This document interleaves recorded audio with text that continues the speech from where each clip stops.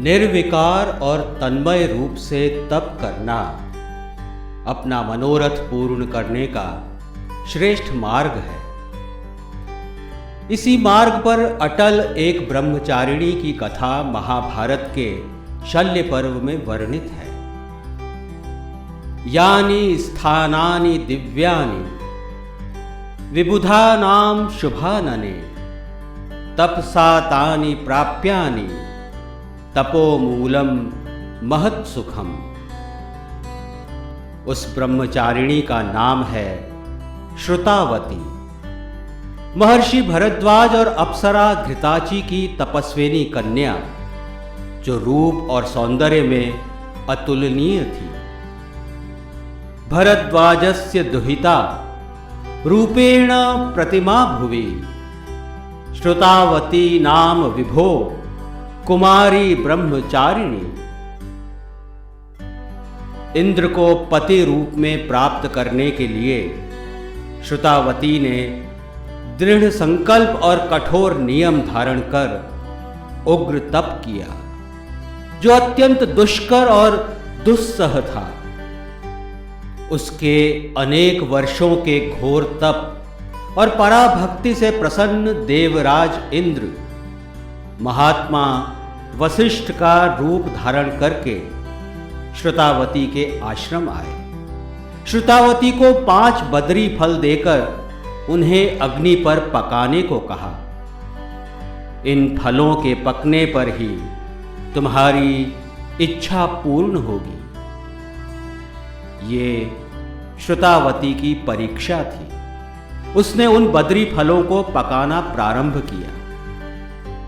समय व्यतीत होता गया, ईंधन समाप्त होने को आया, लेकिन बदरी फल बिना पके ज्यों के त्यों ही थे। अपने मनोरथ की पूर्ति का दृढ़ निश्चय कर चुकी श्रुतावती ने तब ईंधन के रूप में अपना दायां पैर अग्नि में दे दिया, फिर बायां भी। इस तरह संपूर्ण शरीर को जलाकर भी बद्री फलों को पकाने का संकल्प लेने वाली श्रुतावती की साधना और संपूर्ण चेतना भौतिक देह से हटकर आध्यात्मिक आनंद में समा गई। यद्दूरम यद्दुराराध्यम यच्च दूरे व्यवस्थितम तत्सर्वं तपसा साध्यम तपो ही दुरतिक्रमम। अद्भुत तेज वाली तपस्विनी के अपूर्व तप के आगे इंद्र ने पराजय स्वीकार कर अपना वास्तविक रूप दिखाया और प्रसन्न होकर कहा कि तुम अपने भौतिक शरीर को त्याग कर जब स्वर्ग पहुंचोगी तब मुझे ही अपने पति के रूप में प्राप्त करोगी। उवाच च सुरश्रेष्ठः तां कन्यां सुदृढ़व्रतां प्रीतोऽस्मि ते शुभे भक्त्या तपसा नियमेन च तस्माद्योऽभिमतः कामः स ते संपत्स्यते शुभे देहं त्यक्त्वा महाभागे त्रिदिवे मयि वत्स्यसि।